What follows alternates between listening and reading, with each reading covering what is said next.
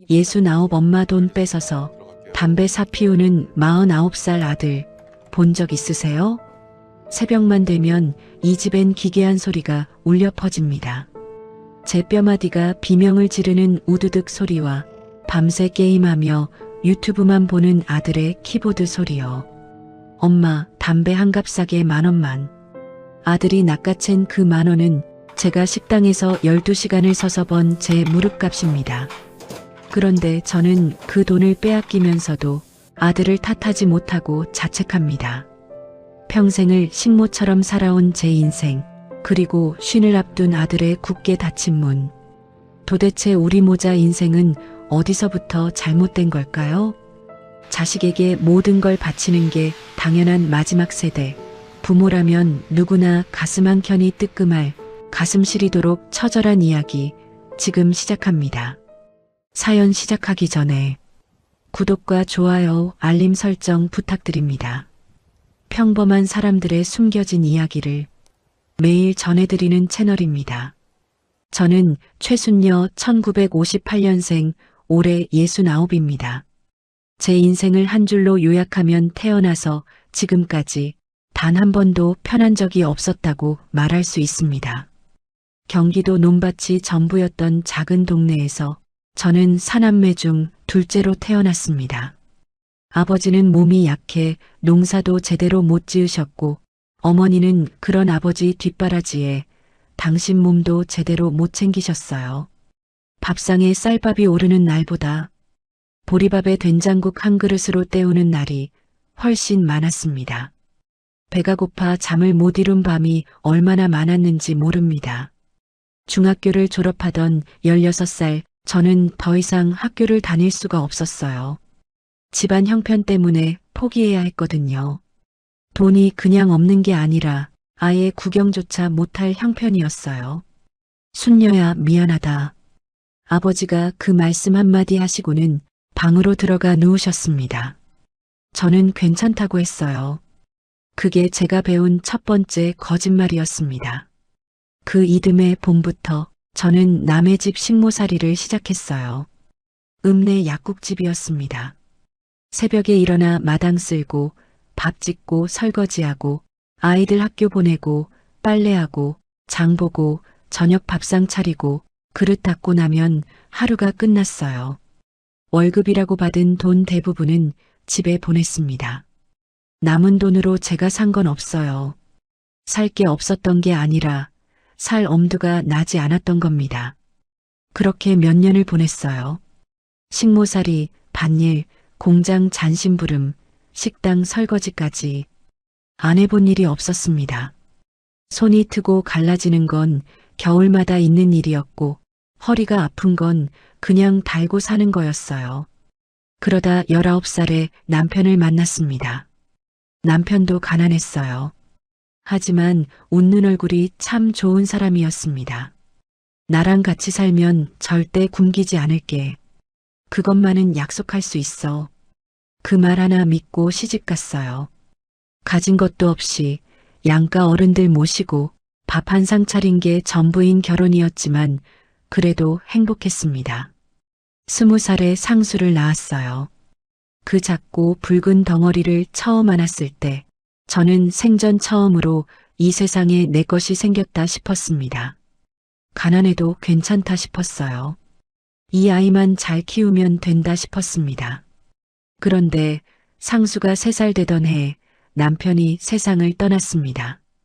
공사장에서 일하다 난 사고였어요. 갑작스러운 일이었습니다. 아침에 나갔다가 저녁에 싸늘하게 돌아왔어요. 저는 그날 이후로 한동안 제대로 밥을 못 먹었습니다. 아니, 먹기가 싫었어요. 그래도 상수가 배고프다고 울면 어떻게든 일어나야 했습니다. 애 들쳐매고 나갈 수 있는 일이라면 뭐든 했어요. 식당 주방 보조, 청소, 시장 좌판 거들기. 어린아이가 딸린 여자를 제대로 된 직장에서 받아주는 곳은 거의 없었습니다. 상수를 업고 일하다 아이가 울면 눈치가 보였고 상수를 맡기고 일이라도 하고 싶었는데 맡길 곳이 마땅치 않아 발이 묶였어요. 어떻게든 하루하루를 버텼습니다. 모아둔 돈 같은 건 없었어요. 벌면 쓰고 부족하면 줄이고 그래도 부족하면 굶었습니다. 그렇게 수십 년이 흘렀어요. 상수는 어느새 훌쩍 자라 있었고 저는 어느새 69이 되어 있었습니다. 그리고 지금 저는 부천 원종동 반지하 연립주택에서 49살 아들과 단둘이 살고 있습니다. 보증금 1,000만 원에 월세 50만 원, 이 집이 전 재산입니다. 새벽 5시 알람은 필요 없어요. 몸이 먼저 압니다. 자리에서 일어나려는 순간 무릎과 허리에서 동시에 소리가 납니다. 우드득. 69회를 살아온 제 몸이 오늘 하루도 버텨낼 수 있겠느냐고 스스로에게 묻는 소리 같았어요. 찬물에 손을 담급니다. 부어오른 손가락 마디를 천천히 펴면서 오늘 몇 시간이나 버틸 수 있을지 슬쩍 가늠해 봅니다. 그때 들렸어요. 타다닥. 아들 방에서 새어나오는 소리입니다. 키보드 소리, 유튜브 영상 소리, 밤새 꺼지지 않은 모니터 불빛이 문틈으로 파랗게 흘러나오고 있었어요. 상수가 또 밤을 샌 겁니다. 49살 아들이 방 안에서 밤을 새우는 동안 69살 엄마는 부엌에서 새벽을 열고 있었어요. 그러다 어느 순간 소리가 뚝 끊겼습니다. 이제 막 잠든 모양이었어요. 저는 숨을 죽였습니다. 발소리를 죽이고 그릇 소리를 죽이고 한숨 소리까지 꾹 눌러 삼키면서 아들 깰까봐 조심조심 밥을 지었어요. 상수 방문 너머로는 담배 찌든 냄새와 컵라면 냄새, 그리고 언제 씻었는지도 모를 퀴퀴한 냄새가 복도까지 흘러나오고 있었습니다. 저는 그 냄새에 익숙해진 지 오래였어요. 아들 방문을 열어볼 엄두는 진작에 포기했습니다. 모니터 불빛에 반사된 아들 얼굴이 창백하다 못해 기괴하게 보인다는 걸 상수는 알까요? 굳은 살이 겹겹이 박인 이 손으로 오늘도 아들 밥상을 차렸습니다. 따뜻한 밥 한 그릇, 국 한 냄비. 아들이 일어나면 먹으라고요. 그게 제가 아는 엄마의 방식 전부였습니다. 그 새벽 저는 버스 정류장을 향해 걷습니다. 굽은 등으로, 느린 걸음으로요. 오늘도 식당 주방에서 12시간을 서서 일한다는 걸 알면서도 발걸음을 멈출 수가 없었어요. 멈추는 순간 이 집에서 돈 벌어올 사람이 없어지니까요. 그게 무서웠습니다. 출근 준비를 마치고 문을 나서려는데 등 뒤에서 소리가 들렸어요. 자는 줄 알았던 상수가 일어나 있었어요. 아들이 방문을 열고 한다는 소리가 엄마 나 담배 한 갑만 사게 10,000원만 줘. 내일 인력일 나가면 바로 갚을게. 저는 멈췄습니다. 돌아보지는 않았어요. 주머니 속을 더듬었습니다. 꼬깃꼬깃하게 접힌 10,000원짜리 한 장.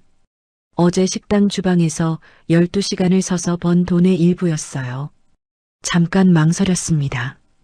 딱 한순간만요. 그리고 손을 뒤로 내밀었습니다. 상수는 말없이 낚아채듯 받아들고는 다시 방문을 닫았어요. 찰칵. 저는 그 소리를 들으며 문을 나섰습니다. 버스 정류장을 향해 걸으면서 생각했어요. 저 문은 언제쯤 활짝 열릴 수 있을까? 아들이 저 문을 열고 나와서 엄마 나 오늘부터 일 나간다고 말하는 날이 올 수는 있을까? 저는 그날 퇴근길에 약국에 들렀습니다. 무릎이 며칠째 욱신거려서 파스라도 몇 장 사야겠다 싶었거든요. 진통제도 떨어져 가고 있었어요. 계산대 앞에서 지갑을 열었는데 손이 멈췄습니다. 아침에 확인했을 때 분명히 5만원짜리 2장이 있었거든요. 그런데 없어졌어요. 저는 지갑 안을 몇 번이나 들여다봤습니다. 카드로 계산을 하고 나오면서 머릿속이 복잡해졌어요. 분명히 넣어뒀는데 혹시 제가 어디서 흘렸나 싶기도 했고 혹시 아침에 제가 착각한 건가 싶기도 했습니다. 설마 하는 마음으로 집에 돌아왔습니다. 집에 돌아왔을 때 방문은 여전히 닫혀 있었어요. 아들 방에서는 여전히 키보드 소리와 유튜브 영상 소리가 새어나오고 있었습니다. 밥상은 그대로였어요. 아침에 제가 차려놓은 밥이 식은 채로 그대로 놓여 있었습니다. 저는 밥을 데워서 혼자 먹었습니다. 먹으면서 없어진 돈 생각은 하지 않으려고 했어요. 생각하면 자꾸 마음이 복잡해지니까요. 그날 밤 저는 제 방 서랍을 열었습니다. 비상금을 확인하려고요. 순간 손이 멈췄어요. 분명히 있어야 할 돈이 없었습니다. 저는 서랍을 한번 닫고 다시 열었습니다. 마법처럼 돈이 생기는 일은 없었어요. 저는 한참을 그 자리에 서 있었습니다. 다음 달 월세 50만 원에 보태려고 모아둔 뭉칫돈이었어요. 저는 상수 방문을 살짝 열고 상수야, 혹시 엄마 서랍에서 돈 봤어? 조심스럽게 물었어요. 잠시 침묵이 흘렀습니다. 몰라. 내가 엄마 돈을 어떻게 알아? 그게 대답의 전부였어요. 저는 더 묻지 않았습니다. 물어봐야 나올 말이 없다는 걸 이미 알고 있었으니까요. 화가 났냐고요? 물론 났습니다. 그런데 이상하게도 그 화보다 더 크게 올라오는 게 있었어요. 내가 더 잘 숨겨뒀어야 했는데 그 생각이었습니다. 아들을 탓하기보다 제 자신을 먼저 탓하는 게 몸에 밴지 오래였어요. 그게 엄마라는 이름이 저한테 가르쳐준 습관이었습니다. 저는 그날도 아무 말 하지 않았어요. 방문을 다시 두드리지 않았습니다. 그냥 불을 끄고 누워 천장을 보면서 생각했습니다. 내일도 새벽 5시에 일어나야 한다고요. 상수가 늘 저랬던 건 아니었어요. 아들에게도 빛나던 시절이 있었습니다. 고등학교를 졸업하고 건설 현장에서 일하던 상수는 25살부터는 부천 도당동에 있는 공장에 취직해 일을 꽤 성실하게 했어요. 지각 한 번 없이 10년을 넘게 다녔고 반장 소리도 들었습니다. 그 시절 상수는 월급날이면 꼭 제 손에 용돈을 쥐어줬어요. 많지 않았지만 그 돈을 받을 때마다 저는 속으로 생각했습니다. 그래, 내가 아들 하나는 잘 키웠구나. 아버지 없이도 이만큼 컸으면 됐다고요. 그때 상수 나이 30 중반이 넘었을 때 여자가 생겼어요. 나이도 비슷하고 얌전하게 생긴 아가씨였는데 상수가 그 여자를 제법 좋아했나 봐요. 집에 데려온 것도 아닌데 상수 입에서 그 이야기가 한두 번씩 나오더라고요. 엄마, 나 결혼하면 엄마도 같이 살자. 여태 고생만 했으니깐 내가 엄마 모실게. 그 말을 들었을 때 저는 웃으면서도 눈물이 날 것 같았어요. 이 아이가 드디어 자기 삶을 꾸리려고 하는구나 싶어서요. 그런데 그게 끝이었습니다. 그 여자가 떠났대요. 이유는 단순했어요. 상수가 돈이 없다는 거였습니다. 공장 다니는 남자, 그것도 반지하 사는 남자, 집에는 홀어머니도 계시고 집도 차도 없는 남자라는 거였어요. 어느 날 밤 술에 취해 들어온 상수가 방바닥에 주저앉아 울면서 털어놓더라고요. 엄마, 나 헤어졌어. 가진 게 없다고. 근데 더 웃긴 게 뭔 줄 알아? 나는 이렇게 힘든데 걔는 벌써 다른 남자 만나고 있더라. 저는 그 말을 듣고 가슴이 미어지는 줄 알았습니다.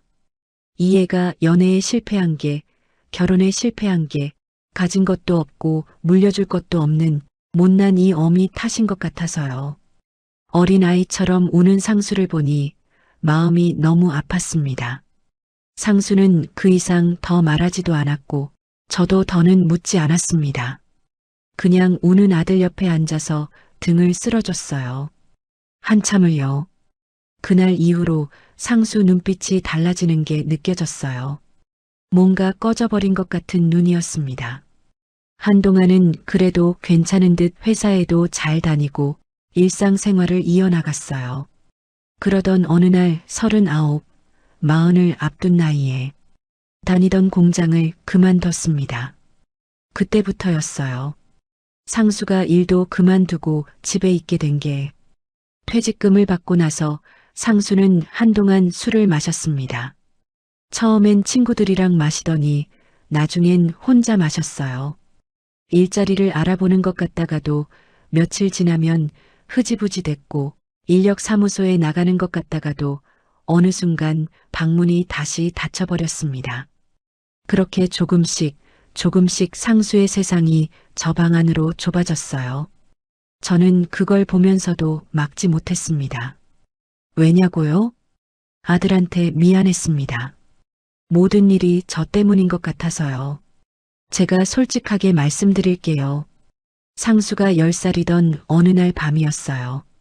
자다가 깼는데 상수가 이불을 뒤집어 쓰고 훌쩍이고 있는 거예요. 가만히 들어보니까 아빠 보고 싶어를 반복해서 중얼거리고 있었어요. 저는 그날 상수 옆에 누워서 아무 말도 못했습니다. 괜찮다고도 아빠가 하늘에서 보고 있다고도 말하지 못했어요. 그냥 등을 쓸어줬어요. 그게 제 평생 가장 미안했던 순간입니다. 아버지가 없다는 게 상수한테 얼마나 큰 구멍이었는지 저는 그날 처음으로 제대로 알았어요. 그리고 그 구멍을 제가 끝내 채워주지 못했다는 것도요. 그래서 강하게 내치지 못한 겁니다. 가난을 물려준 것도 자식 교육을 제대로 못한 것도 제 탓이고 아버지 없이 키운 것도 제 탓인 것만 같았어요. 상수가 여자한테 차인 것마저 돈 없이 키운 제 탓이라는 생각이 늘 박혀 있었어요. 그러니까 상수가 잘못해도 끝까지 붙들고 있는 거예요. 내치면 제가 죄인이 되는 것 같아서요. 그게 맞는 생각이냐고요? 아니라는 거 저도 알아요. 근데 엄마라는 입장이 그런 거더라고요. 틀렸다는 걸 알면서도 놓지 못하는 거요. 그렇다고 제가 마냥 순한 양처럼 당하고만 산 건 아니에요. 다 알고 있었거든요.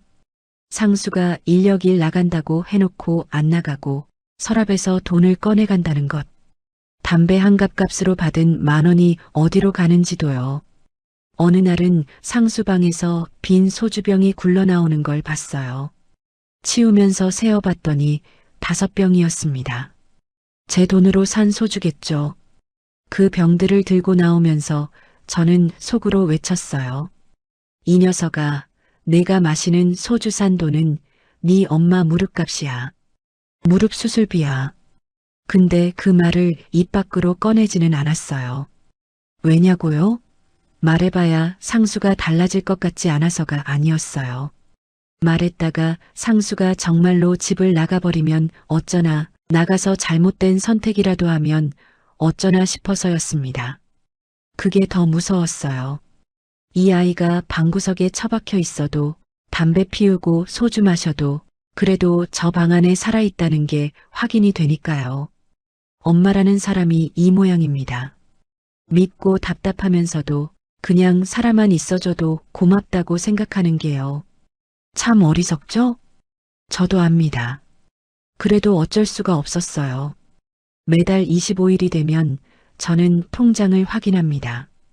국민연금 25만 원, 기초연금 30만 원, 합쳐서 55만 원이에요. 나라에서 주는 돈이 이게 전부입니다. 여기서 월세 50만 원을 내고 나면 손에 남는 돈이 5만 원이에요. 그걸로 한 달을 버텨야 합니다.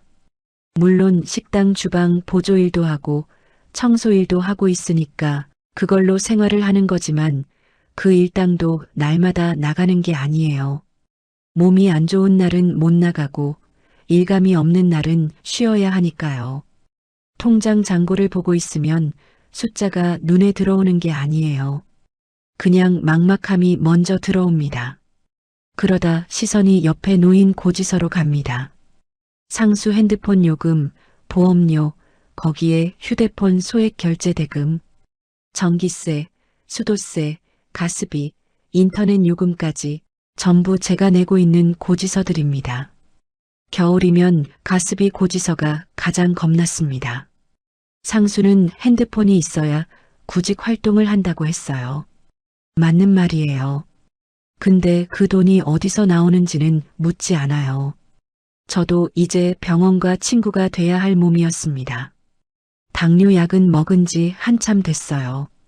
무릎, 허리가 비명을 지른 지도 오래됐습니다. 근데 얼마 전부터 고통이 더 심해져 계단을 오르기도 힘들어지고 오래 서 있으면 무릎 아래가 퉁퉁 부어 올랐습니다. 몇 달 전에 정형외과를 한번 갔어요.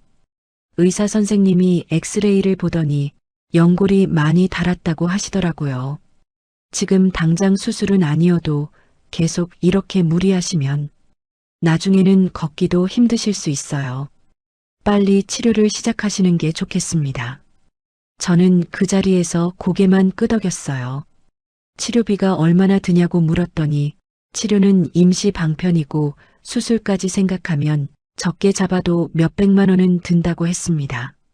저는 웃으면서 나왔어요. 웃을 일이 아닌데 그냥 웃음이 나오더라고요. 몇백만 원이라니 그 돈이 제 통장에 있었던 적이 마지막으로 언제였는지 기억도 안 납니다. 상수가 공장에 다녔을 때쯤일까요? 집에 돌아와서 수술 소견서를 서랍 깊숙이 넣어뒀어요. 보이지 않는 곳에 넣어두면 없는 일이 되는 것 같아서요. 그날 저녁이었습니다. 저는 용기를 냈어요. 밥상을 차려놓고 상수가 방에서 나오길 기다렸다가 조심스럽게 말을 꺼냈습니다. 상수야, 엄마가 무릎이 좀 안 좋은데 너도 이제 슬슬 일을 알아봐야 하지 않겠니? 엄마가 언제까지 이렇게 일을 나갈 수 있을지 모르겠어서 최대한 조심스럽게 말했어요. 다그치는 게 아니라 그냥 현실을 한번 같이 보자는 뜻으로요. 상수는 잠깐 젓가락을 멈췄습니다. 그리고 내려놓더라고요. 내가 알아서 한다니까 왜 맨날 밥 먹을 때마다 그 얘기야. 밥맛 떨어지게. 그러고는 반도 안 먹은 밥상을 두고 방으로 들어가 버렸어요. 찰칵. 또 그 소리였습니다. 저는 혼자 밥상 앞에 앉아 있었어요. 차려놓은 반찬들이 그대로 있었습니다. 한 숟가락을 떴다가 내려놨어요. 밥이 넘어가지 않았습니다.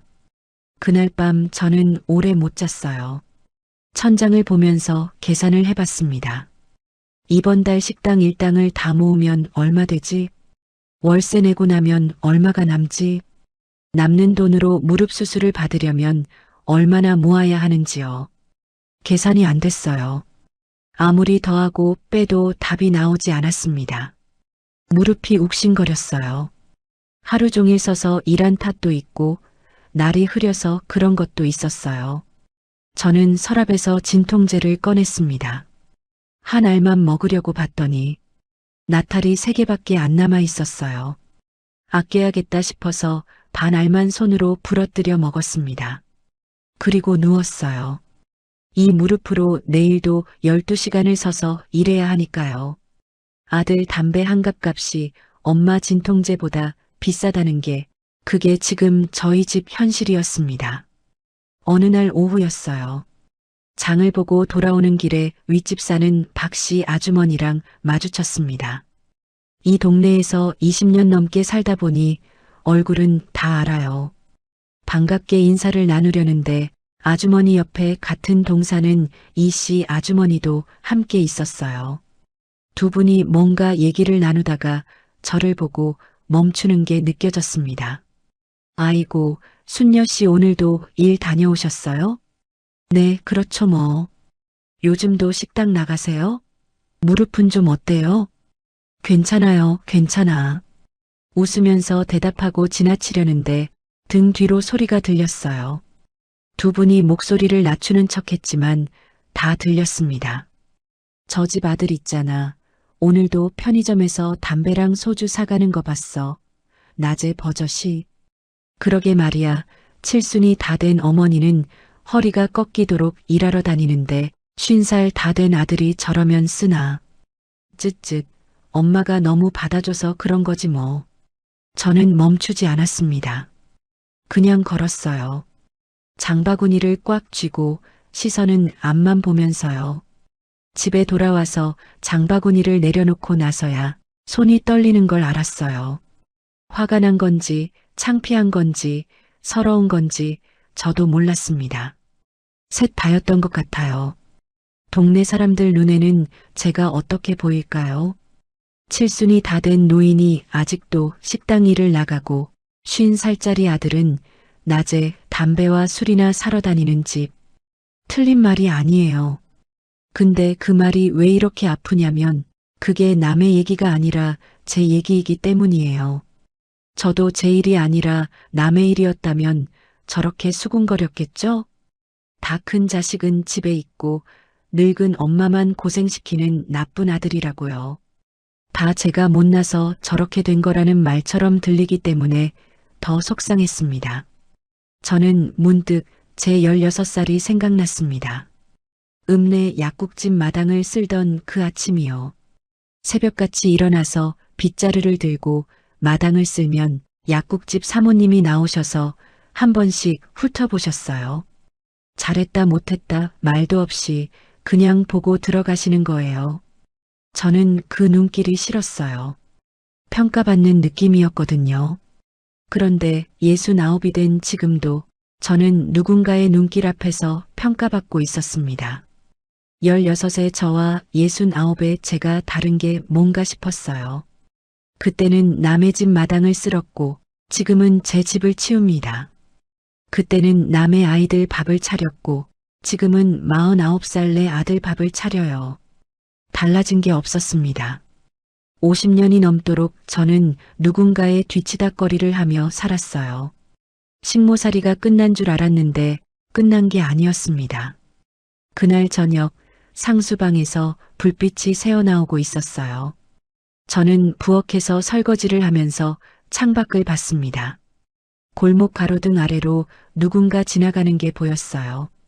굽은 등으로 천천히 걷는 모습이었는데 잠깐 저인 줄 알았어요.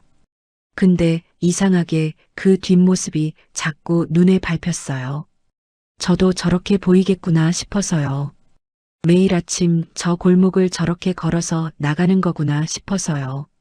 설거지를 하다가 손을 멈췄습니다. 물이 손등 위로 흘렀어요. 무릎이 또 욱신거렸지만 움직이지 않았어요. 그냥 잠깐 그 자리에 서 있었습니다. 아버지가 방으로 들어가시던 날 제가 괜찮다고 했던 것처럼 저는 오늘도 괜찮다고 생각하려 했어요. 근데 오늘따라 그게 잘 안 됐습니다. 사실 저도 가끔은 화가 나요. 왜 나만 이래야 하나 싶을 때가 있어요. 같은 동네 친구 중에 미순이라는 애가 있습니다. 저랑 나이가 같은데 건물주예요. 그 집 아들은 직장에 다니면서 매달 생활비를 갖다 준대요. 명절에는 용돈 봉투도 챙겨준다고 하더라고요. 미순이가 그 얘기를 할 때 저는 웃으면서 좋겠다 했는데 집에 와서 혼자 있으니까 눈물이 나더라고요. 솔직히 말하면 부러웠어요. 근데 그보다 더 크게 올라오는 감정이 있었습니다. 내가 뭘 잘못한 걸까? 나는 어디서부터 틀린 걸까? 그 생각이었어요. 남편이 살아있었더라면, 제가 좀 더 배웠더라면, 제가 상수한테 좀 더 엄하게 했더라면 달랐을까요? 근데 또 생각해보면 그 어느 것도 제 마음대로 할 수 있는 게 없었어요. 남편이 그렇게 일찍 갈 줄 알았으면 제가 그 공사판에 못 나가게 했을 거예요. 상수한테 좀 더 엄하게 할 여유가 있었으면 그렇게 했겠죠. 하루하루 먹고 사는데 급급하다 보니 엄하게 할 타이밍을 다 놓쳐버린 거예요. 그게 제 인생이었습니다. 타이밍을 다 놓쳐버린 인생이요. 그날 밤 저는 일기장을 꺼냈어요. 오래전부터 쓰던 거예요. 말 못할 것들을 거기다 씁니다. 뭔가 쓰려고 펜을 들었는데 아무것도 써지지 않았습니다. 한참을 그렇게 있다가 그냥 덮었어요. 대신 상수 방 쪽을 바라봤습니다. 문틈으로 불빛이 새어나오고 있었어요. 오늘도 밤을 새우겠구나 싶었습니다. 밉다고 생각했어요. 그리고 이상하게도 그 다음 순간에 저도 모르게 이런 생각이 들었어요. 저 불빛이 꺼지지 않는 게 그래도 다행이라고요. 저 방에 사람이 있다는 증거니까요.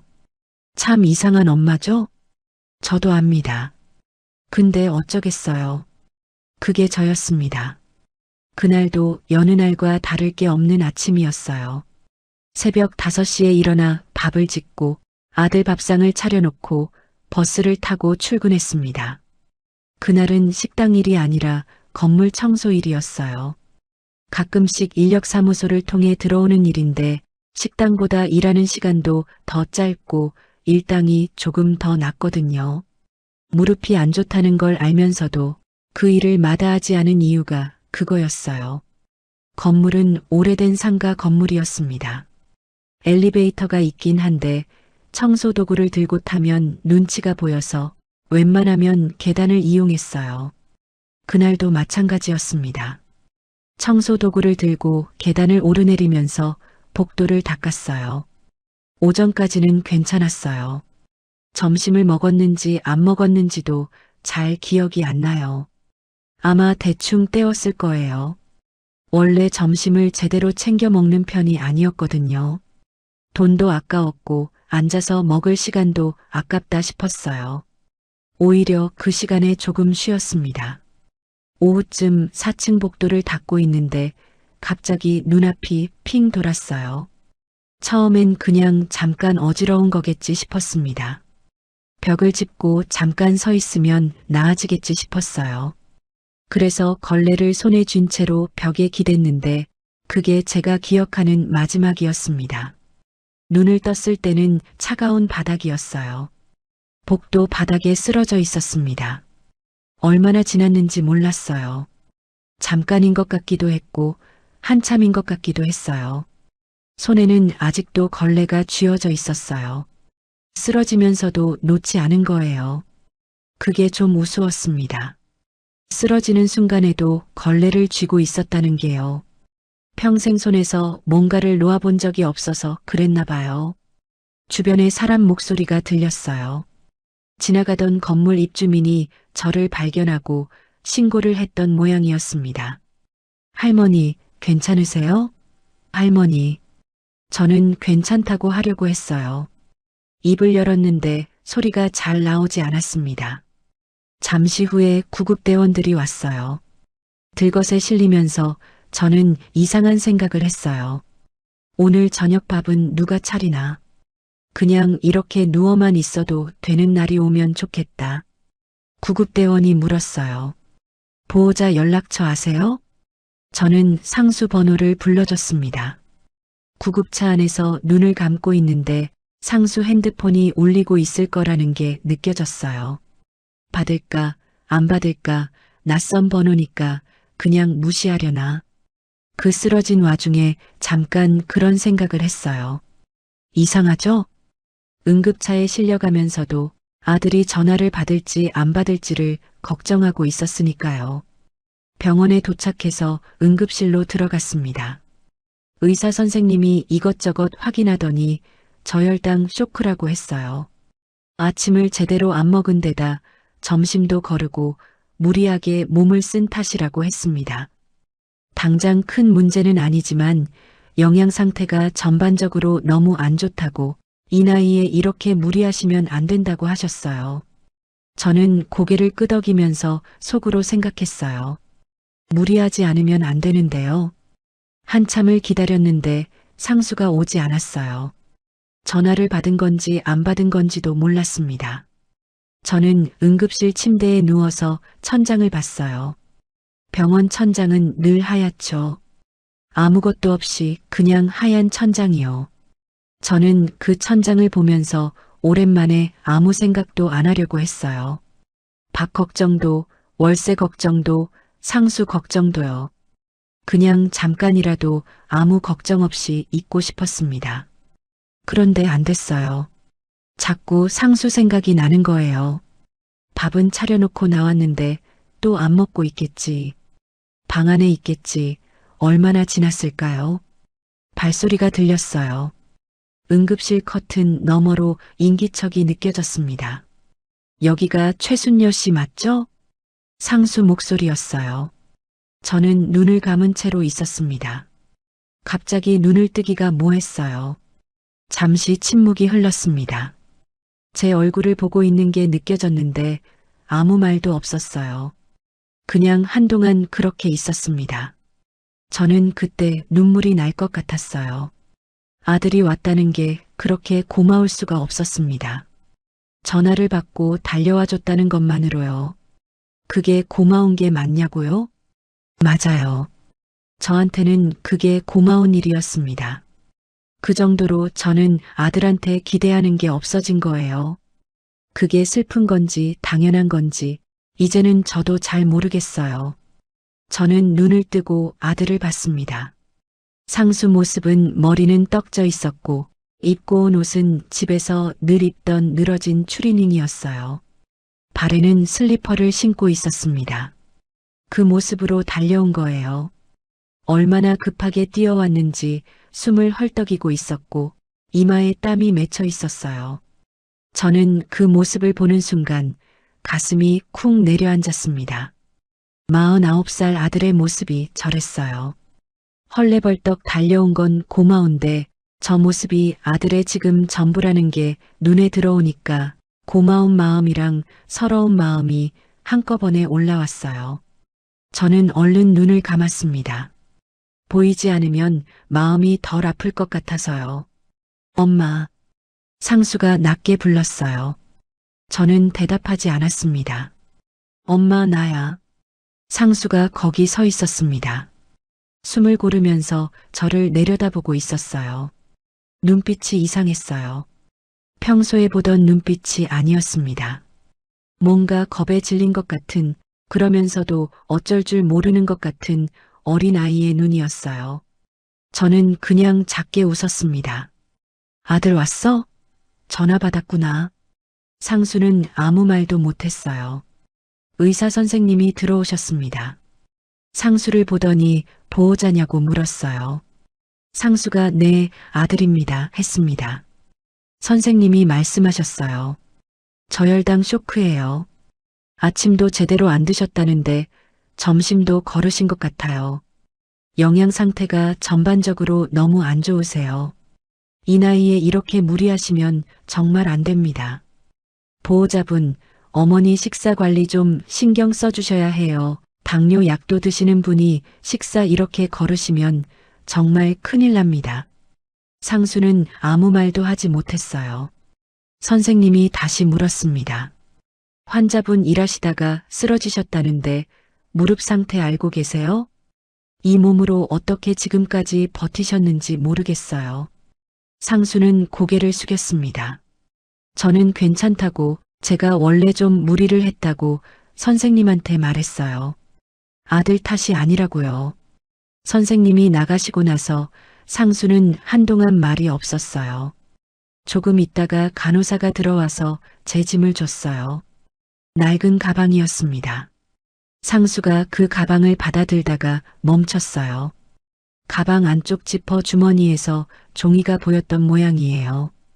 꺼내서 펼쳐봤습니다. 몇 달 전 받은 제 무릎 수술 소견서였어요. 수술 말고 다른 방법이 있는지 다른 병원 한번 가보려고 제가 가지고 다녔거든요. 그리고 그 가방 안에 진통제 나탈이 2개 남은 통이 있었어요. 병원 오기 전에 무릎 통증이 심해 반알을 먹었으니까 2개가 남은 거였어요. 상수가 그걸 들고 저를 봤습니다.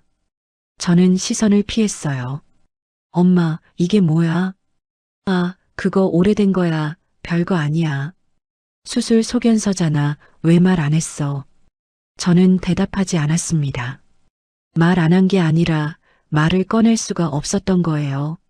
수술비 몇백만 원 얘기를 꺼내면 그 다음에 뭐가 나오겠어요. 결국 돈 얘기가 되고 돈 얘기가 되면 상수가 나를 세울 거고 저는 또 부엌으로 숨어들었겠죠. 그냥 말 안 하는 게 편했어요. 상수는 한참을 소견서를 들고 있었습니다.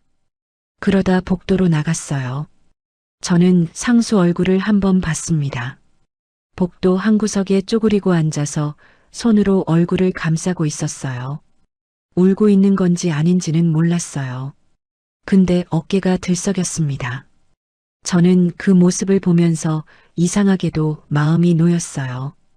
아직 이 아이가 나를 사랑하는구나, 이제야 사람 구실을 좀 하려나 싶었거든요. 울어도 돼, 상수야. 속으로 그렇게 생각했습니다. 한참 뒤에 상수가 다시 들어왔어요. 눈이 빨개져 있었습니다. 상수는 제 발치에 놓인 신발을 집어들었어요. 낡은 운동화였습니다. 뒤축이 다 구겨져 있었어요. 언제 산 건지도 기억이 안 나는 신발이었는데 상수는 그걸 한참 들여다봤어요. 엄마, 이 신발 언제 산 거야? 오래됐지 뭐, 멀쩡한데. 멀쩡하지 않아, 뒤축이 다 망가졌잖아. 저는 웃었어요. 괜찮아, 신는데 지장 없어. 상수는 그 신발을 내려놓으면서 아무 말도 하지 않았습니다. 그런데 그 침묵이 평소랑 달랐어요. 방문을 쾅 닫고 들어가 버릴 때의 침묵이 아니었어요. 뭔가를 삼키고 있는 것 같은 침묵이었습니다. 저는 그때 처음으로 생각했어요. 이 아이가 겁이 난 거구나. 엄마가 없어지면 어쩌나 하는 그 두려움이 오늘 처음으로 상수한테 들이닥친 거구나 싶었어요. 사람이 그렇더라고요. 곁에 있을 때는 몰라요. 당연한 줄 알거든요. 밥상이 차려져 있는 게 당연하고 새벽에 누가 일어나는 게 당연하고 아프다는 말 한마디 없이 출근하는 게 당연한 줄 알아요. 근데 그게 없어질 수도 있다는 걸 처음으로 실감하는 순간이 오면 그때서야 알게 되는 거예요. 당연한 게 아니었다는 걸요.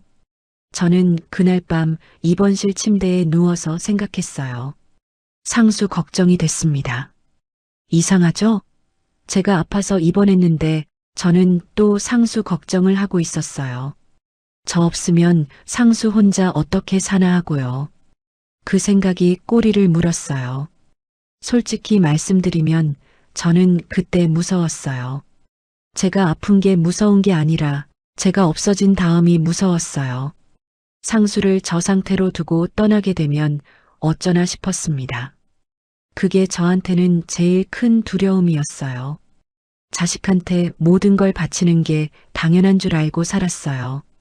제 어머니도 그랬고 어머니의 어머니도 그랬을 거예요. 우리 세대는 다 그렇게 살았어요. 내 몸이 망가져도 내 무릎이 닳아도 자식이 먹고 살 수 있으면 됐다고 생각하며 살았습니다. 그게 틀렸다고는 생각하지 않아요. 근데 그렇게 살다 보니 정작 제 인생이 어디 있는지 모르겠더라고요. 69평생 동안 제 것이라고 할 수 있는 게 뭐가 있나 싶어서요. 천장을 보면서 그런 생각을 하다가 어느 순간 잠이 들었어요. 자다가 눈을 떴는데 상수가 옆에 있었어요. 의자를 끌어다가 침대 옆에 앉아서 졸고 있었습니다. 고개를 푹 숙인 채로요. 저는 한참 그 모습을 봤어요. 49살 아들이 그렇게 작아 보일 수가 없었습니다. 저는 손을 뻗어서 상수 손 위에 살며시 올려놨어요. 상수가 잠결에 움찔했지만 깨지는 않았어요. 저는 그 손을 가만히 잡고 있었습니다. 이 손이 언제 한 번이라도 저를 잡아준 적이 있었나 싶으면서도 그래도 이 손이 제 곁에 있다는 게 다행이었어요. 참 어리석은 엄마죠. 그래도 어쩌겠어요. 그게 저였습니다. 퇴원하던 날 아침이었어요. 상수가 병원 원무과에서 퇴원 수속을 밟고 오더니 제 옆에 서서 낡은 운동화를 내려다봤습니다. 아무 말 없이 그냥 봤어요. 저는 신발을 신으면서 괜찮다고 했어요. 상수가 말했습니다. 엄마, 나 이제 일 나갈 거야. 저는 손을 멈췄습니다. 예전에도 그런 말을 자주 들은 적이 있었거든요. 10년 전에도 5년 전에도 불과 한 달 전에도요. 인력일 나간다고 이번엔 진짜라고 그런 말들이요. 그래서 처음엔 그냥 들었어요. 흘려듣는 척했습니다. 그런데 상수가 말을 이었어요. 엄마 무릎 수술 시켜줄게. 내가 돈 벌어서 조금만 기다려. 저는 고개를 들고 상수를 바라봤습니다. 상수는 저를 보고 있었습니다. 평소랑 눈빛이 달랐어요. 도망가려는 눈이 아니었어요. 뭔가를 이겨내려는 눈이었습니다. 저는 아무 말도 못하고 그냥 고개를 끄덕였습니다. 믿는다 안 믿는다가 아니었어요. 그 말을 해준 것만으로도 충분했어요. 이 아이가 처음으로 엄마 무릎을 걱정했다는 것, 처음으로 뭔가를 해주겠다고 했다는 것, 그것만으로도 감사했어요. 집에 돌아온 지 사흘째 되던 날이었습니다. 아침에 눈을 떴는데 이상한 냄새가 났어요. 찌개 냄새였습니다. 저는 처음엔 꿈인 줄 알았어요. 제가 일어나기 전에 부엌에서 뭔가가 끓고 있다는 게 믿기지 않아서요. 몸을 일으켜 방문을 열었더니 부엌에서 연기가 나고 있었습니다. 상수가 서 있었어요. 앞치마도 없이 냄비 앞에 서서 뚜껑을 열었다 닫았다 하고 있었어요.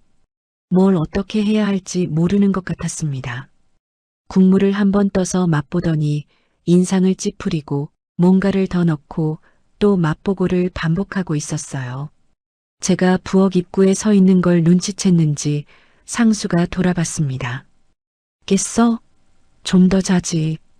뭐해? 김치찌개 돼지고기 넣었어. 맛은 먹어봐야 알겠지만. 저는 식탁 앞에 앉았습니다. 아무 말도 안 했어요. 할 말이 없는 게 아니라 말을 하면 울 것 같아서요. 상수가 냄비를 들고 와서 식탁에 올려놨습니다. 찌개 색이 좀 진했어요. 고춧가루를 많이 넣었나 봐요. 밥도 퍼왔는데 손 밑에 눌어붙은 게 좀 있었고 숟가락이랑 젓가락은 짝이 맞지 않아 짝짝으로 놓여 있었습니다. 서툰 티가 났어요. 저는 한 숟가락을 떴어요. 얼큰했습니다. 좀 짰어요. 돼지고기는 살짝 덜 익은 것 같기도 했어요. 근데 맛있었어요. 제 평생 먹어본 김치찌개 중에 제일 맛있었습니다. 저는 숟가락을 내려놓지 않았어요. 그냥 계속 먹었습니다. 눈물이 나는 걸 들키지 않으려고 고개를 숙인 채로요. 며칠이 지났습니다. 상수가 정말로 일을 나갔어요. 인천 쪽에 있는 물류센터 야간 알바였습니다. 밤 10시에 나가서 아침 6시에 들어오는 일이었어요. 몸이 많이 힘들 텐데 상수는 아무 말 하지 않았어요. 첫날 들어오더니 씻고 그냥 자더라고요. 이틀째도 그랬어요. 사흘째 되던 날 아침이었습니다. 상수가 들어와서 씻지도 않고 제 앞에 뭔가를 내밀었어요. 봉투였습니다. 하얀 봉투에 돈이 들어 있었어요. 엄마, 이번 달 월세에 보태. 그게 다였어요. 더 말하지 않았습니다. 눈도 잘 못 마주쳤어요. 봉투를 내밀고는 얼른 방으로 들어가 버렸어요. 저는 그 봉투를 한참 들고 있었습니다. 얼마가 들었는지 세어보지 않았어요. 그냥 봉투를 가슴에 안았습니다. 그리고 그때서야 참았던 눈물이 하염없이 쏟아졌어요. 이 나이에 자식한테 이런 걸 기대한다는 게 사치라고 생각했어요. 그냥 방 안에 살아있어 주는 것만으로 충분하다고 오래전에 그렇게 마음을 접었거든요. 근데 아니더라고요. 기대를 접었다고 생각했는데 사실 포기한 게 아니었나 봐요. 어딘가에 작게 남아 있었나 봐요. 언젠가는 이 아이가 일어서는 날이 오겠지 하는 그 마음이요. 그게 이제 와서 터진 거예요. 상수가 다 늦은 나이에 정신을 차렸다고 하면 세상 사람들은 그게 무슨 의미가 있냐고 할 수도 있어요. 50이면 너무 늦은 거 아니냐고요. 저는 그렇게 생각하지 않아요. 늦은 게 아니에요. 지금 시작하는 거예요. 사람이 바뀌는데 나이가 무슨 상관이에요. 쉰이 다 되어서 처음으로 엄마 앞에 봉투를 내밀 수 있게 된 거잖아요. 처음으로 냄비 앞에 서본 거잖아요. 처음으로 엄마 건강을 걱정한 거잖아요. 그 첫 번째가 지금이라는 게 저는 충분하다고 생각해요. 저는 요즘 새벽에 일어나면 잠깐 귀를 기울여요. 타다닥 소리가 또 들리는지 들어봐요. 어떤 날은 아직도 그 소리가 들려요. 완전히 달라진 건 아니에요. 상수가 하루아침에 다른 사람이 된 건 아니니까요. 여전히 말이 없고 여전히 눈을 잘 못 마주치고 여전히 서툴러요. 그래도 달라진 게 있어요. 아침에 나가면서 다녀올게 한마디를 했습니다. 별거 아닌 것 같죠? 저한테는 별거예요. 그 한마디가 이 집안에 흐르는 공기를 바꿔놨어요. 저는 아직도 새벽에 일어납니다. 무릎은 아직 아파요. 수술을 받으려면 아직 좀 더 기다려야 하고 그 전까지는 진통제랑 파스가 친구예요. 식당 일도 완전히 그만두진 못했어요. 가끔씩 정말 몸이 괜찮을 때만 나갑니다. 근데 예전이랑 달라진 게 있습니다. 이제는 혼자가 아니에요. 저 방에 살아 숨쉬는 아들이 있고 그 아들이 조금씩, 아주 조금씩 제 쪽으로 걸어오고 있으니까요. 굽은 등으로 새벽을 걸어온 게 70회였어요. 이제 그 등이 조금은 펴질 것 같습니다.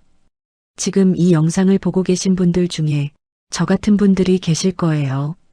다 큰 자식 때문에 속이 타들어가면서도 내치지 못하고 오늘도 밥을 차리고 계신 분들이요. 그 마음이 어리석은 게 아니에요. 그게 부모 마음이라는 거예요. 다만 한 가지만 기억해 주세요. 자식을 살리려면 내가 먼저 살아있어야 한다는 겁니다. 내 건강도, 내 밥 한 끼도, 내 잠 한숨도 중요합니다. 자식한테 모든 걸 내어주는 게 당연한 마지막 세대라는 거 압니다. 저도 그렇게 살았으니까요. 그래도 이제는 나를 조금 챙겨도 된다고, 그게 자식을 포기하는 게 아니라고 말씀드리고 싶어요. 그리고 한 가지 더 말씀드리고 싶어요.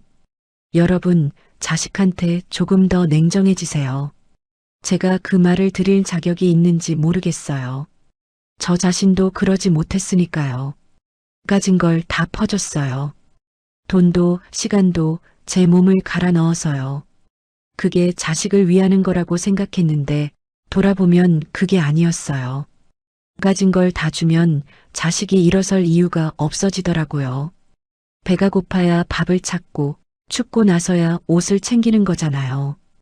부모가 다 해주면 아이는 영원히 손 내밀고 서 있게 되는 거예요. 저처럼요. 가끔은 제 자신이 너무 바보 같다는 생각이 들어요. 한심하기도 하고요. 왜 그때 더 단호하지 못했을까? 왜 그때 문을 두드리고 소리를 질렀어야 할 때 그냥 부엌으로 숨어들었을까? 그런 생각이 자꾸 나요. 근데 이미 지나간 일은 어쩔 수 없어요. 나이 70에 배운 거예요. 조금 늦었지만 지금이라도 알았으니 됐습니다. 닫혀있던 방문이 조금씩 열리고 있어요. 그것만으로도 오늘 하루는 살아볼 만합니다. 부족한 제 목소리에 끝까지 귀 기울여 주셔서 감사합니다. 오늘 전해드린 이야기가 마음 한구석에 작은 울림이 되었기를 바랍니다. 여러분의 일상이 늘 온전히 평온하시길 바라며 귀한 시간 내어 끝까지 함께 해주셔서 진심으로 고맙습니다.